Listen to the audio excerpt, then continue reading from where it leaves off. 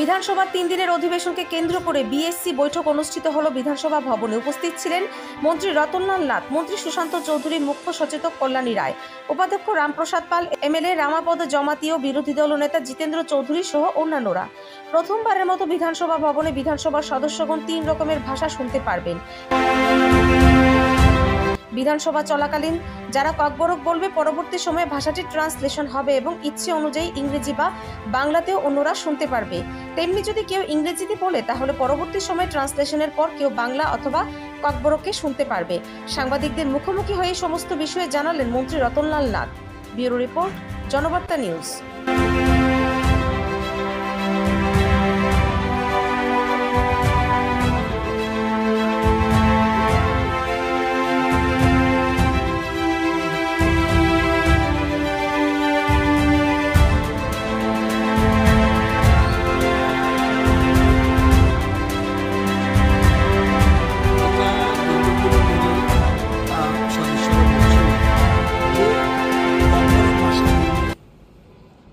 যারা বেঙ্গলি বাংলা ভাষায় কথা বলে তারা বুঝতে অসুবিধা হয় এবং অনেকে আবার ইংরেজি পছন্দ করে।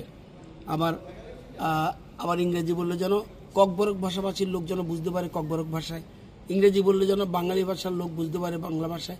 এই জন্য 3টা ল্যাঙ্গুয়েজকে একসাথে যেন শুনতে পারে, যেই ভাষায় কথা বলুক বাকি 2টা ভাষা সবরেডি ট্রান্সলেট অ্যাট এ টাইম করতে থাকবে। তো এটা খুব সুন্দর পদ্ধতি করেছে।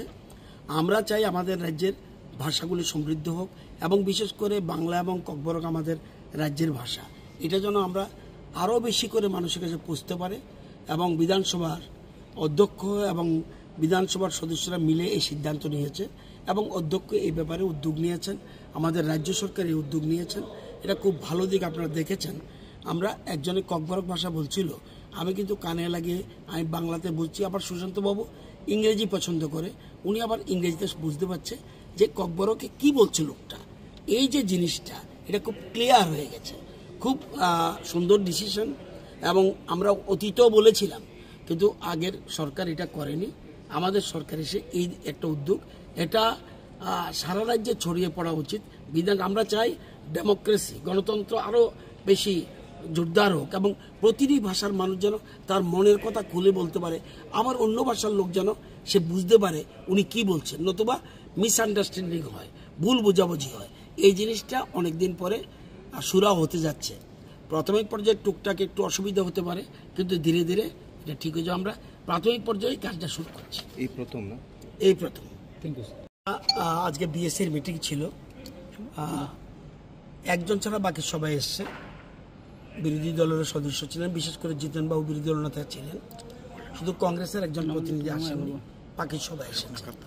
3 দিনের হাউস, সর্বসম্মতিক্রমে 3 দিনের হাউস। এটা কারণ সবাই জানে যে বর্তমানে রাজ্যে ব্যাপক বন্যার ফলে বিরাট ক্ষতি হয়ে গেছে।